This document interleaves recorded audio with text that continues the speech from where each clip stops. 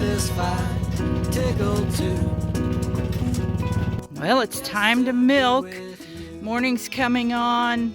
We always have the most beautiful sunrises here. Today's not quite so colorful, but it's still nice. And the cats, the cats that live up there always come down here to greet me because they want milk. And they know I'm the one who gives it to them.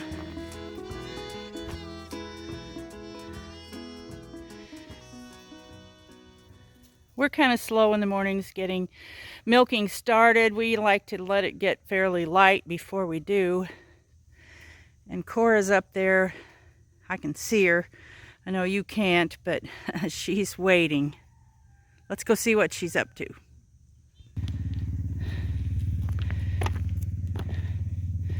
Like, how many cats is too many cats?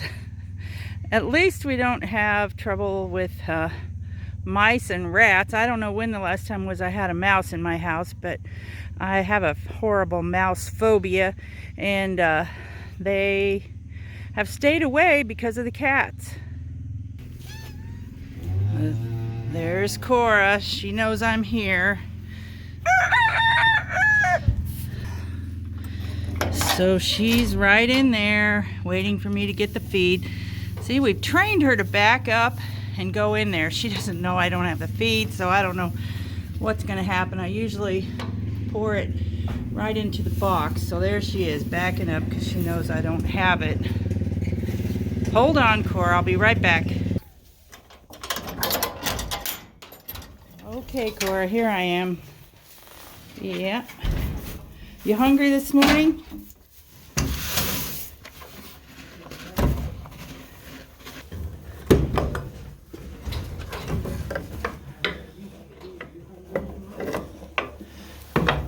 That keeps her from being able to pull her head back out. This is the cat that always comes in here and hangs out while we milk. The others don't. I guess they're afraid, but this one's not afraid. And here's Happiness. She's grown a lot. It's kind of unbelievable how much she's grown. She's doing great. And she's a lot more friendly with us. She wants to touch us, and she is getting a little more comfortable with us touching her, especially old guy. Not so much me, because he lets her out and everything more than I do. I usually take the milk on home and take care of it. I gotta get my stool that I sit on, and then got my wash water, and I've got my milking bucket. So what I do with my wash water is I fill up this mop bucket with a lot of hot water, because it's cold outside right now. And then I have another bucket that's smaller. I have a washcloth. I never know what kind of condition she's going to be in. I never know whether she's clean or whether she's laid in her own poop and got it all over the place. This morning, she's not too bad, but right back here, I can see there's grass and stuff stuck to her, so I'm going to have to wash her up. So what I do is get some water in here and the washcloth.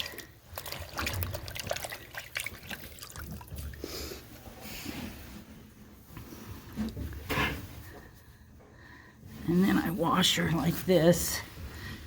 And if my water gets too dirty, then I have that extra water in that milk bucket. So that I can see she's got nastiness back there. So I rinse out my rag and go at it again. You keep cleaning till she's cleaned up. When I feel like I've got her cleaned up pretty good, old guy can, he likes to dry his side off. It doesn't bother me if my side's a little bit wet. And he'll sit down and dry her off. And then we squirt. We make a good squirt out of each side to kind of clean the the orifice out, and we get the bucket under there and we start milking.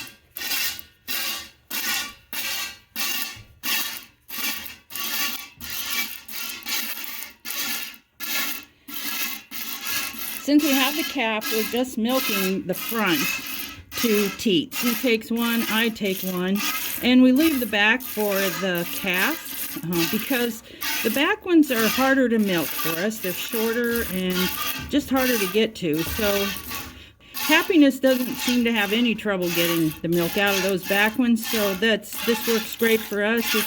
We can drain out these front teats in 10 minutes or less. Never have really timed it, but it's not that long.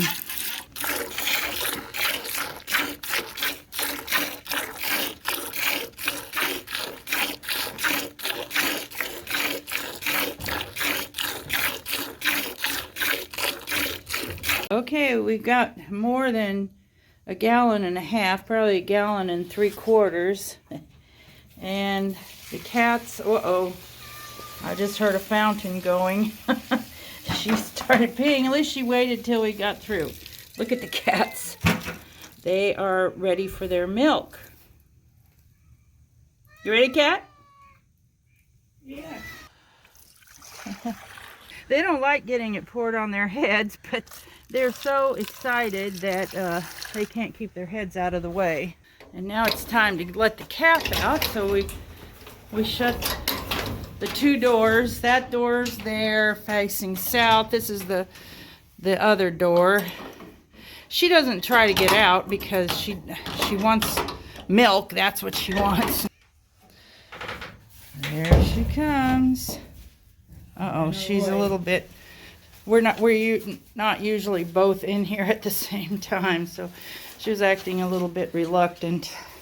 We've pretty much drained out the front 2. There could be still some in there, but she always checks them out first, and then she goes to those back ones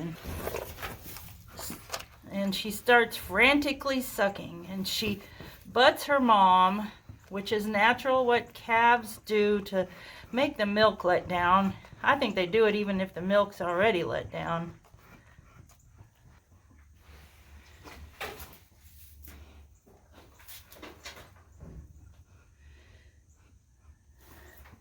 If you've been around from when she was born, tomorrow she's 6 weeks old. And I cannot believe how much she's grown.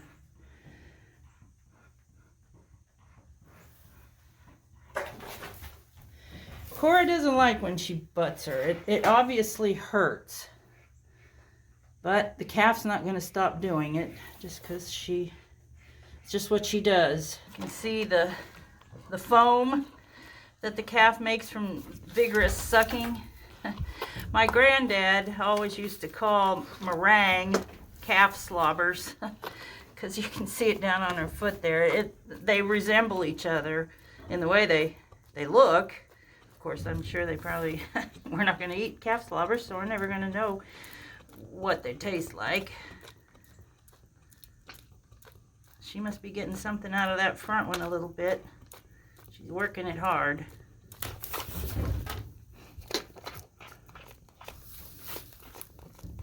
It's like Mom knows she's about to get butted again. I'm going to head on up down to the house, because the house is down the hill, and take care of the milk, old guy. I'll let the calf nurse for a half hour, 45 minutes, and then I'll separate her from the cow and let the cow out and fill up her water pan, and they'll be ready to spend the day on their own. It looks like it's pretty frosty, so I'll give her some hay also.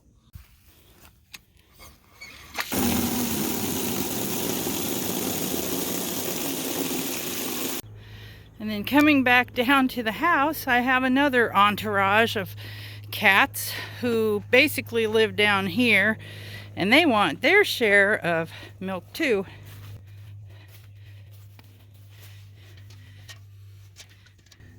No, don't stick your face in the...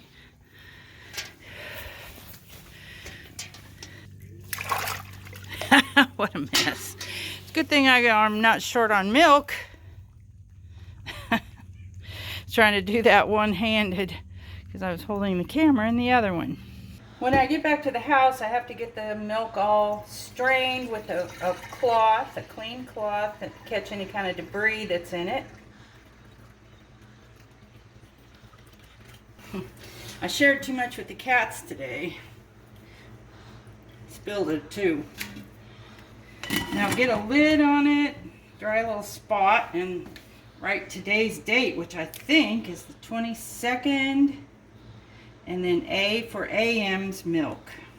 And then I have to wash the bucket out. First I do it with tepid water and my straining cloth, because the cool water cuts the milk. The tepidness of it, which is slightly warm, will go ahead and cut some of the cream, the fat out of it. After I get it rinsed out initially, then I can cut it down to hot water to go ahead and wash it with some detergent, and I wash it and my straining cloth at the same time.